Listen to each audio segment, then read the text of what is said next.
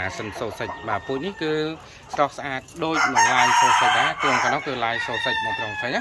បាទនេះបងប្អូនមើលកវាយ៉ាងសម្បល់ប្រផេះតិចទៅសម្បល់ប្រផេះតិចបាទអញ្ចឹងភាពស្រស់ស្អាតរបស់វាពូជនេះគឺទំហំរបស់វាគឺដូចនឹងឡាយសូសិចដែរមៀតវារៀងវាគឺដូចគ្នាគាត់តែខុសពណ៌វាបន្តិចណាបាទអញ្ចឹងពូជនេះគឺឲ្យឈ្មោះថាបាទកូរ៉ូណាសិនសូសិចបាទមានបងយើងគាត់កំងពងយកទៅច្រើនណាបាទឥឡូវនេះគឺពងរបស់យើងគឺផលិតអត់តាន់ទេអញ្ចឹងក៏សូមផ្អាកការទទួលអ្នកកំងពងដែរដោយសារបងខ្លះគាត់ចង់បានកូនយកទៅដាក់ត្រង់ដើម្បីយកថែទាំពូជអញ្ចឹងណាប៉ុន្តែបងខ្លះគាត់ចង់បានមេបាពូជតែម្ដងក៏បាននេះបាពូជណាបងចង់បានបាពូជក៏បានបាទចែកគ្នាត្រូវថ្លៃសំខាន់តែចែកគ្នាត្រូវថ្លៃគឺផ្ញើទៅហើយណាបាទចឹងសម្រាប់កូនមានបងគាត់កំងច្រើនហើយផលិតបងយើងគាត់